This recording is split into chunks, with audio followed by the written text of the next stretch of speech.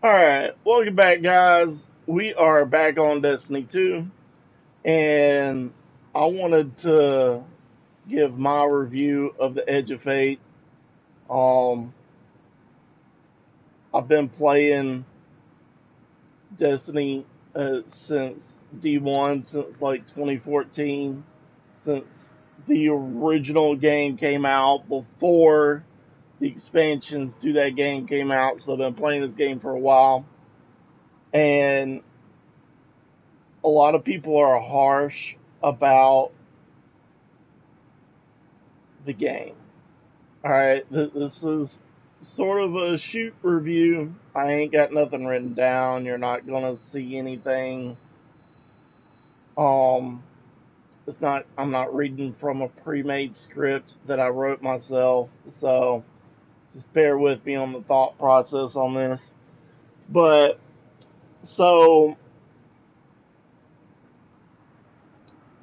the Edge of Fate is a different type of expansion.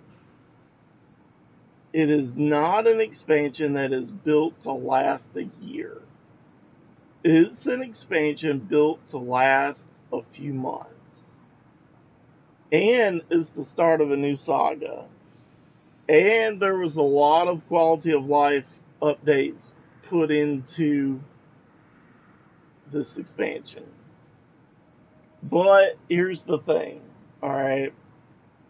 The quality of life updates that came with the expansion needed to happen, but it was going to happen regardless. I like the expansion. I like the story. Each class gets an exotic, each class, and then there's an exotic weapon. There is not a lot of meat in this expansion. I think they should have had a lower price point for this expansion because the quality of life updates shouldn't have been bundled in with the expansion. But like I said, it is not designed to last a year. This expansion is designed to last a couple of months until a major update comes out. And then that update is meant to last a couple of months until the next expansion comes out. They're not dripping seasonal content anymore. They're putting all their focus in activities, and that's the way it is.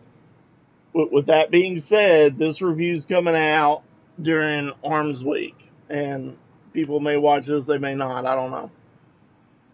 But the new hand cannon, this Phoneretia Farah, I'm probably not saying that right, but this gun is awesome. That Think of a hand cannon and a shotgun having a baby. I love this gun. It's great. Make sure you go to the shooting range. Make sure you go to 801. Make sure you pick it up. Make sure you farm yourself a decent roll for this gun. This gun is great.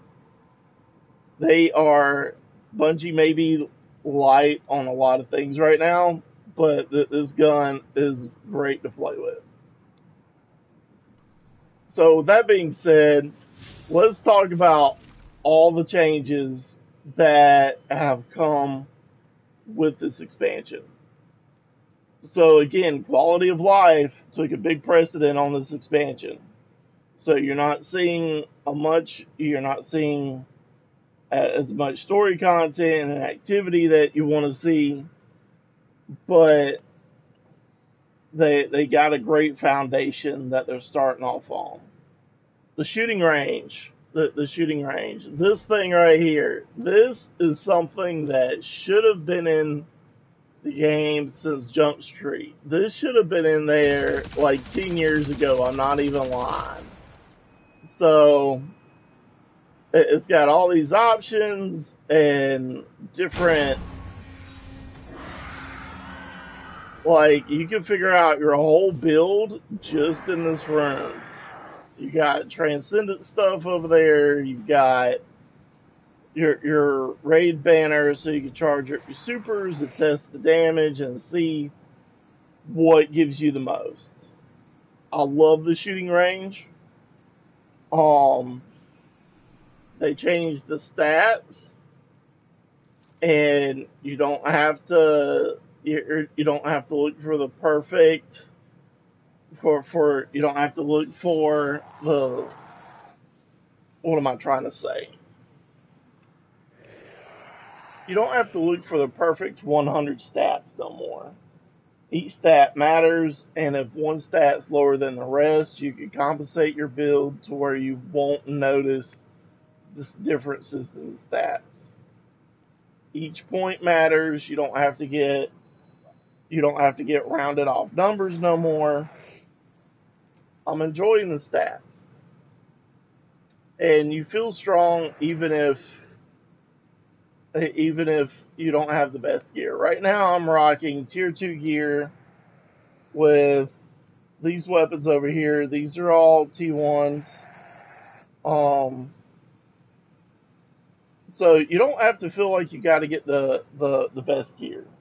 I could definitely survive at my power level with my current gear and feel good about the way I'm playing.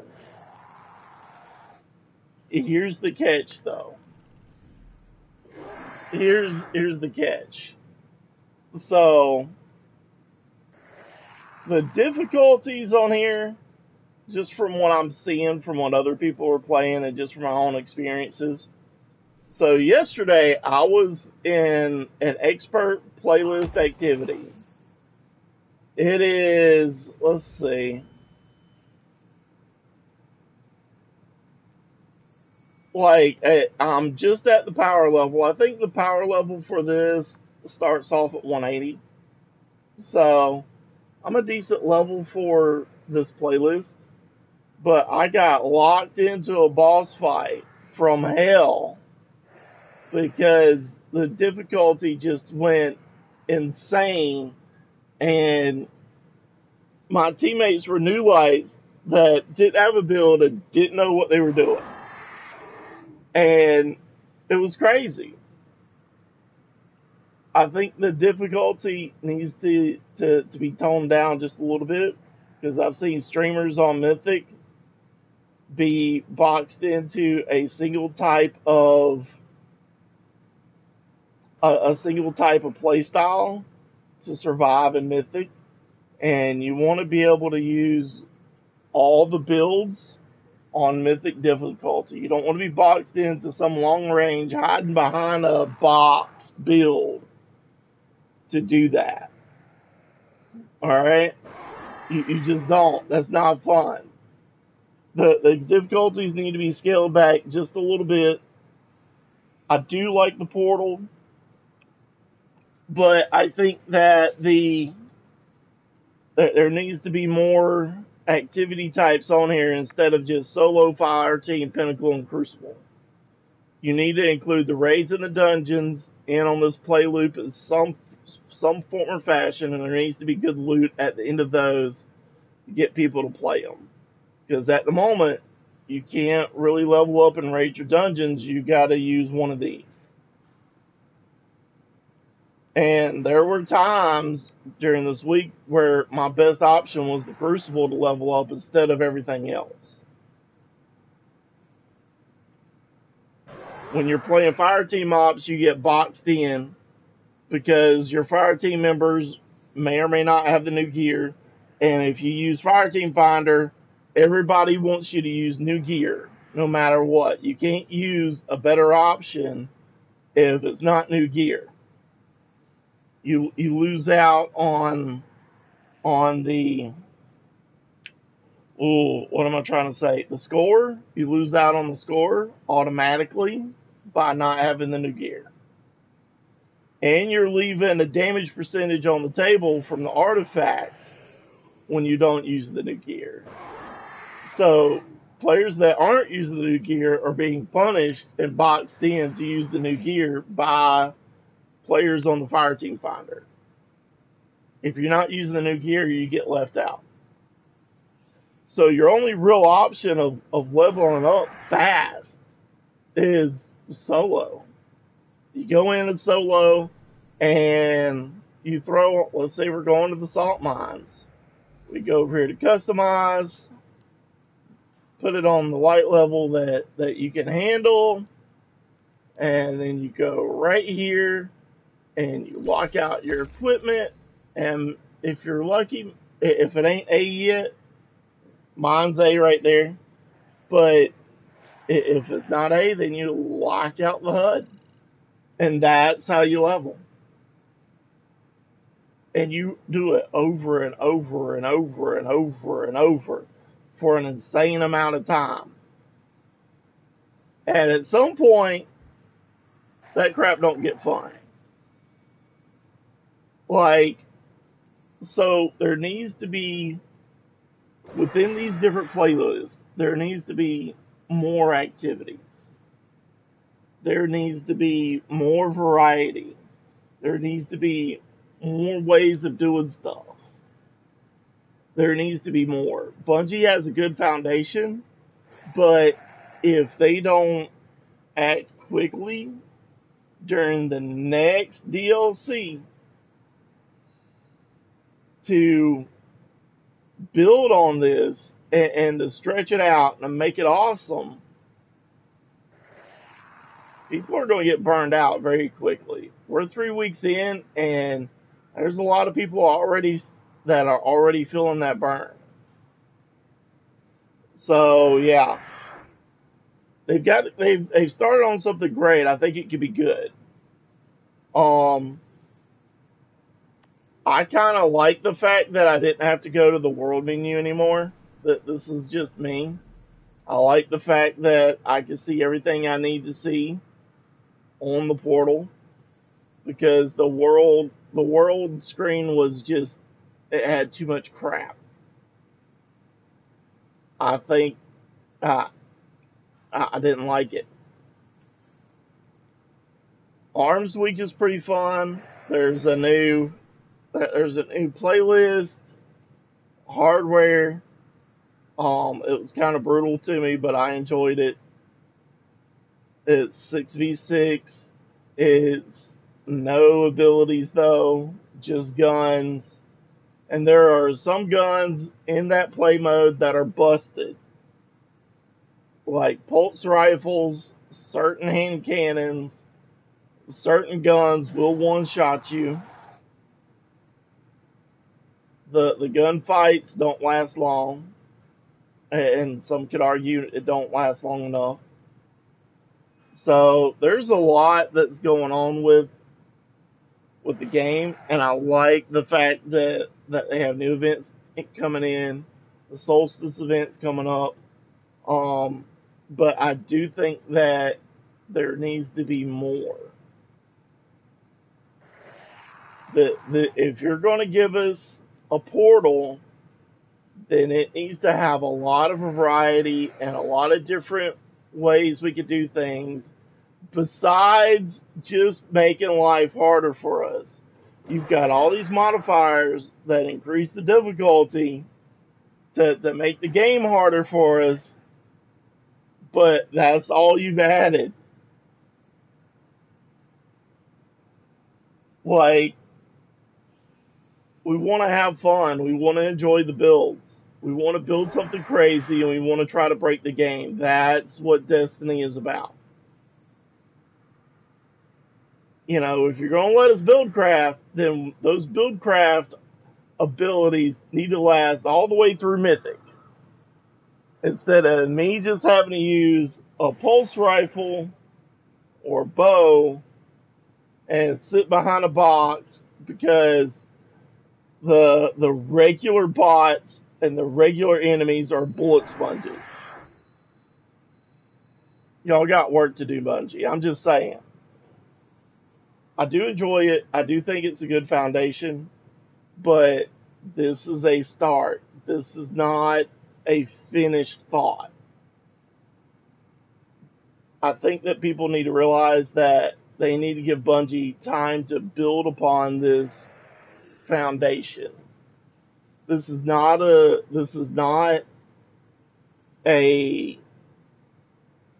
an expansion that is designed to last people for a year like previous installments.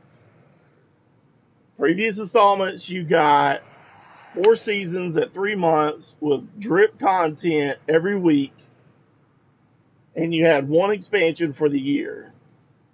Now we're not doing the drip content anymore, and we are doing 2 expansions a year and midway through with major updates.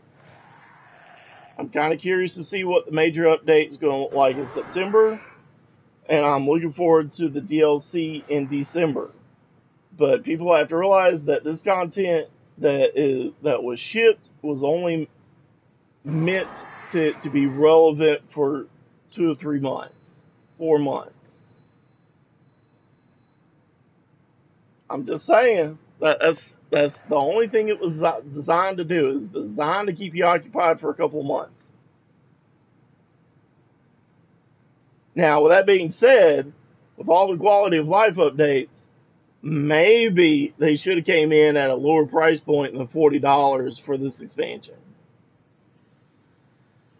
I think the $100 for a year was spot on given everything that you got, but each expansion should have been a little bit lower in the price point, maybe $30.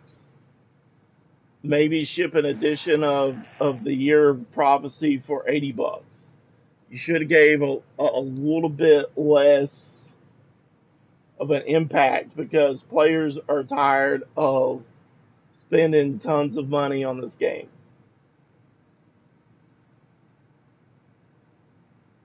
So, with that being said, I would like to thank Bungie. They did send me a copy of The Edge of Fate.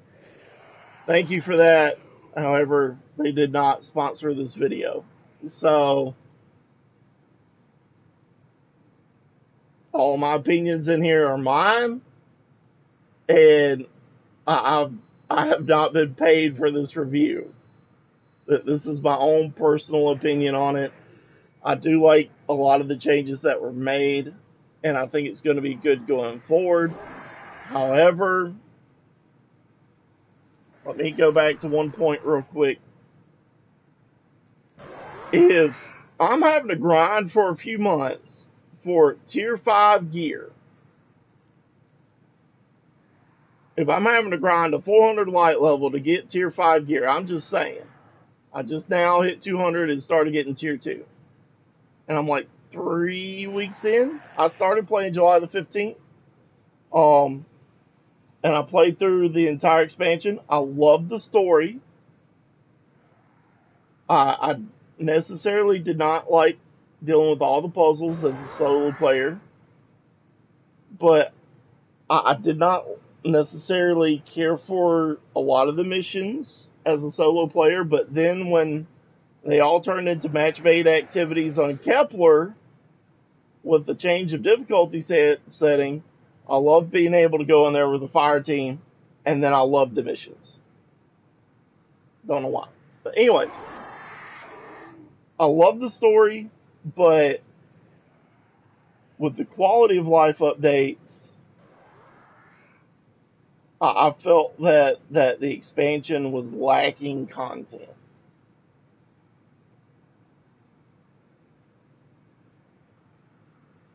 I love the story. There wasn't much commentary from my part during the gameplay. The gameplay is being released over the next couple of weeks on my channel.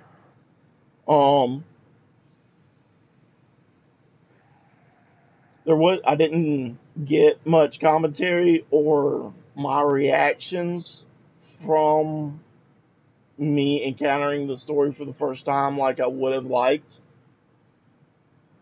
But that was due to personal and real life issues and didn't have anything to do with the game or anything like that. But that's all my thoughts in a nutshell. But keep in mind that this expansion isn't meant to last you for a year. It's meant to last you for a few months until you get another injection of content. I think they have I think they have the start of something great, and I think it'll need time to be great. But the real question is can Bungie pull it off? I don't know whether there's a lot of mistakes that's been made in this expansion yet. Only time will tell that.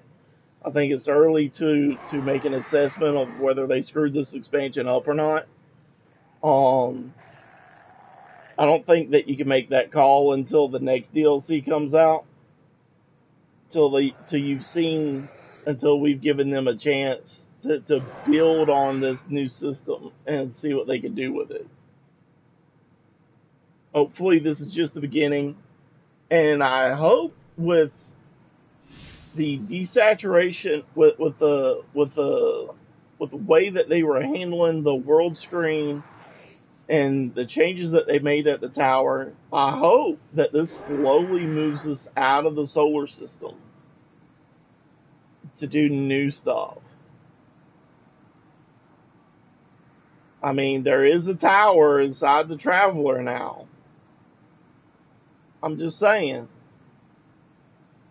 that there's a tower and landscape inside the white ball.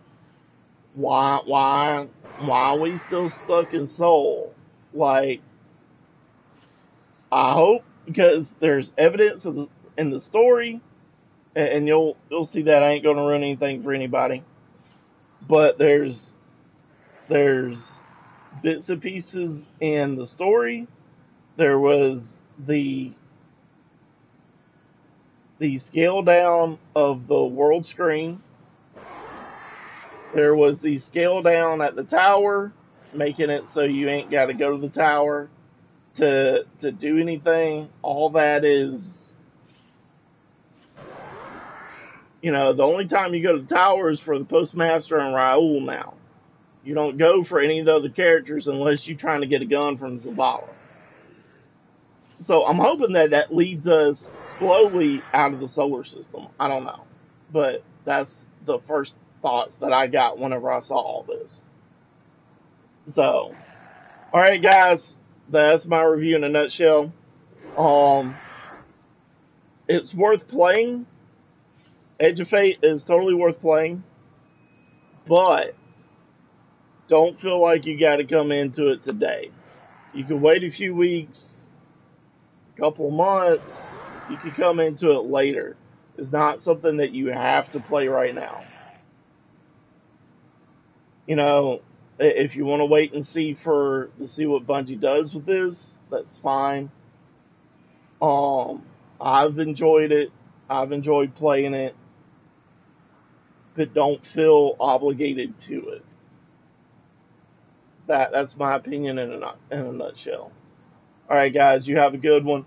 Make sure if you're watching this somewhere, make sure you like, comment, subscribe, and I'll see you guys in the next one. Later.